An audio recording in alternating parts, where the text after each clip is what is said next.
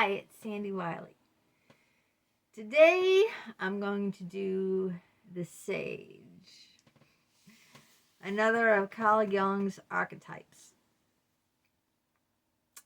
What is the Sage? Well, the first thing that comes to mind when someone says someone has sage advice is that someone has a lot of wisdom, right? Someone who gives you sage advice is someone that has a lot of wisdom, that you're going to gain a lot of knowledge from. Sage is knowledge, is wisdom. That's what it, I mean, I didn't look it up before I came on here, but that's what it means to me. So,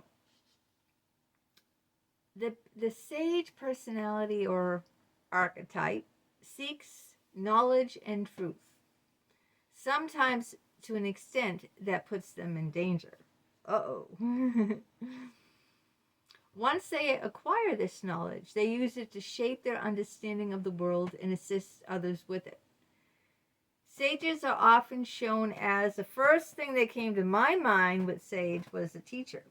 Teachers, professors, experts, scientists, detectives, and philosophers.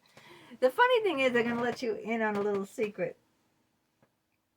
I was going to do my own archetype today. Instead of, I looked at the last remaining 4 and I said, I want to do one on teacher, like teacher, coach, someone we learn from, someone we look up to, who helps guide us. And then I looked up the sage archetype and I said, but that really is one and the same. So I can't say that, I want to do a teacher archetype when sage, when it falls under that umbrella, So I'm not trying to up Mr., Dr. Carl Jung. Right, because sages can be like scientists, detectives, philosophers, not just teachers. What do sage archetypes do? They don't just give sage advice now, do they? They're obsessed with understanding the world and finding its truth. They wholly devote themselves to research. For this reason, they often get bullied and called nerds. And that's what I'm saying. My husband was. I've mentioned this before. When I met my husband, he was more like the nerd, the computer geek. I mean, he still is now. More like the computer geek. Look at, Python. It's not about a python, a snake. It's a computer language. Where I'm sitting now isn't really my office, okay? It's one of my husband's places. He has another office upstairs. This is like his second office. So he has 2. And what is my office? The dining room table, where we eat dinner every night. But if you look around, these are not my books.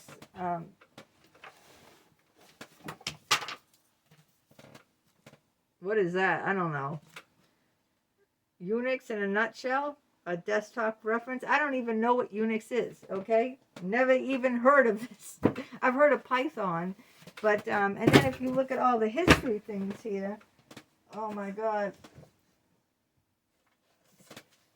To hell and back. Europe's 20th century was a century of war. These are all my husband's books, okay? I mean, Inside the Third Reich, or whatever. I can't, I'm making a mess back here. But anyway, what I'm trying to say is my husband is the sage one, the intellectual, intelligent one in this relationship. My husband is the sage. Me, I'm the jester. So he married a clown. He married the jester, and he's the sage, okay? He has the bachelor degree. I only have an associate 2-year degree. Actually, I met him at a community college. He went on to night school to Northeastern University. How many people are from have graduated Northeastern? So he's the sage one. He's the, intellectual one. He's the smart one. I'm the dummy. Anyway, what was I saying? All right. I was saying that they get bullied because they're looked on as nerds, the sages. Sages might end up hurting themselves or others. Like the old saying goes, the truth hurts. Sages are dedicated to finding the answer, even if those answers stink. Ooh. That said, they gain from all the days spent in libraries. That's where I met, my husband in like a library at the college, at Mass Bay Community College is where we met. It was a AV center, audio visual center. It wasn't just, it was separate from the library, but they had everything that you could learn on videotapes that you could watch. But it was all, learning material, instead of in books, which was at the library section at Mass Bay. The sage is kind of like the explorer archetype, but where the explorer looks outwards to fulfill themselves, the sage looks inwards. All right, let's see. What are the characteristics of this sage? This very wise, nerdy, bookworm person. I'm only kidding. I'm only teasing. They're caring. That's my husband. My husband's very caring. Determined. Insightful. Yep. Knowledgeable. These are all my husband's. Logical. Yes. My husband, the sage, is extremely knowledgeable. He knows a lot. He is smart. Patient. Well, living with me, his patience has gone down a couple of decimals. But when I first met my husband, he was the most patient man out there. Very, very patient. Where I'm the total opposite. I'm impatient. Rational. Yes. He's the rational one in our relationship, and I'm the emotional one. Rational, emotional. And wise, of course. You don't want someone as smart and powerful as a sage to be without their flaws. Now, this is the shadow side. Because of all these archetypes, they have their positive attributes, and then they have their negative attributes. Now, I can tell you what my husband is. He has like this holier than thou attitude. This is part of his shadow side of the sage. I'm not even looking at the list that Carl Jung has. I'm just telling you that my husband can be like the type that will say, I told you so, I told you so. He throws that in my face all the time. I don't like that. I really don't. So, here's the negative traits, arrogance. I think when he says, I told you so, is a kind of arrogance, don't you? Even if it's understood the person warned you, they don't have to be arrogant by throwing that in your face all the time. I told you, you should have listened to me. I was right. This is my husband. And my husband's a sage archetype. So arrogance is one of the shadow side of the sage, that they think, like the holier than thou, that they're always right. And especially if you had anyone tell you, I told you so, you should have listened to me, that's going to it gets under my skin, okay? So if you have a relationship with a sage, especially someone you're very close to, their arrogance can kind of get under your skin. At least it does with me. Cold. Well, arrogance is cold, and being cold is kind of like, I think because they're so intellectual, I'm just going by my husband now, because he's a sage. Everything that I'm reading fits him to a T. An emotional person is more passionate like me. I'm very passionate, and someone who is very intellectual and intelligent can come across as cold. They can. Now, my husband really isn't a cold person. Not at all. He's very loving. He is, and very devoted. But because he's so intelligent, intellectual, and the sage, he can come across at times like with that cold arrogance. Critical. Oh, very much critical. Because he can do no wrong. Holier than No, okay? He can do no wrong. He never makes mistakes. No, he doesn't sin.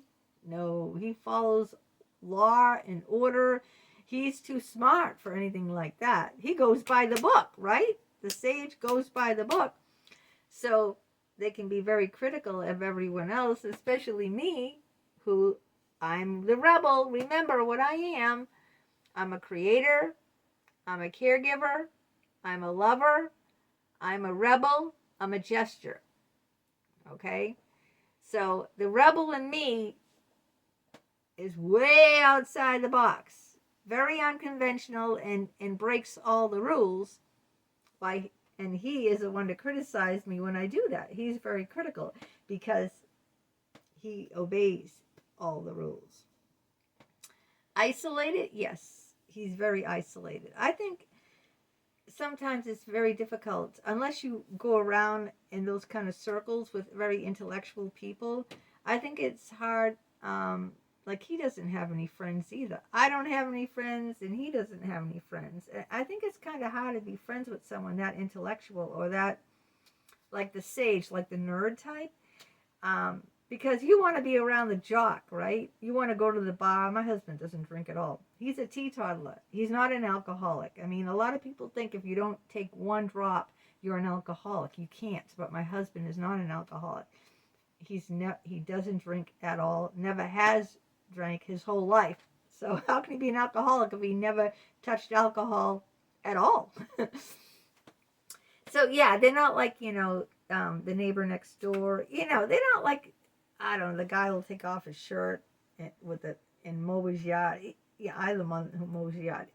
He's the one seen in the libraries or with his head in a book.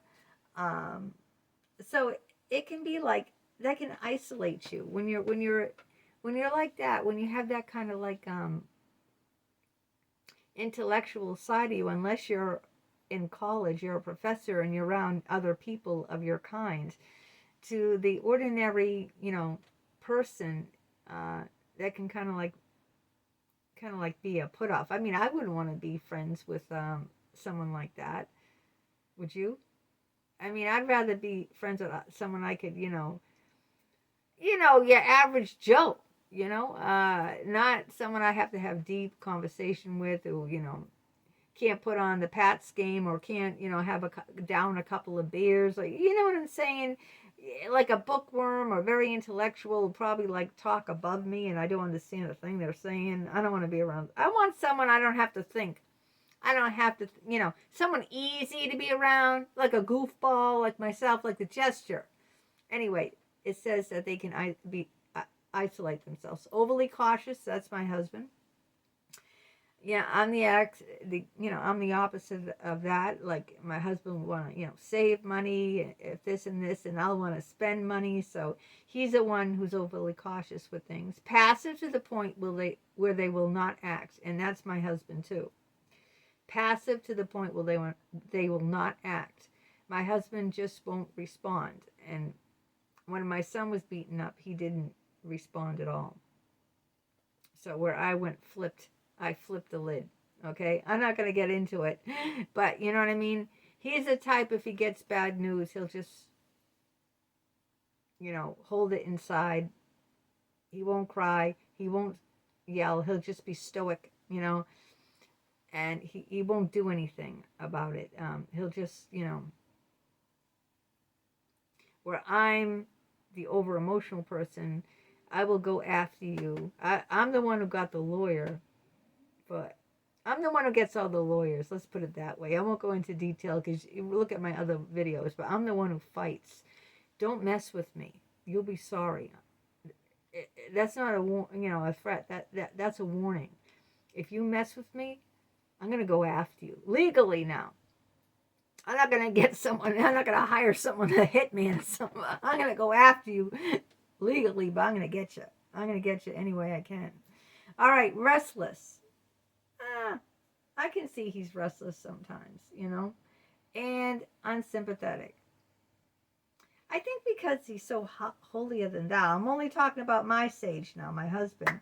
If you're so holier than thou, how can you have sympathy?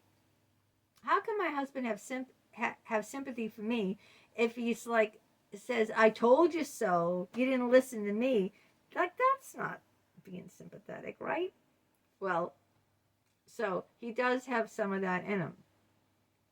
The truth can consume a sage so much that it drives them to inaction. Instead of helping the hero, they can only think about the task at hand and not the bigger picture. You know, like, let's just, you know, deal with this now. And I'm the type that says, well, what about if this happens, or that happens, or this happens? Or I'm the one who will go on and on and on, worrying like this, and he's the one who, you know. They apply the knowledge they have gained to the big problem, but not until then. So they only cross one bridge at a time, where I'm thinking several bridges ahead, you know.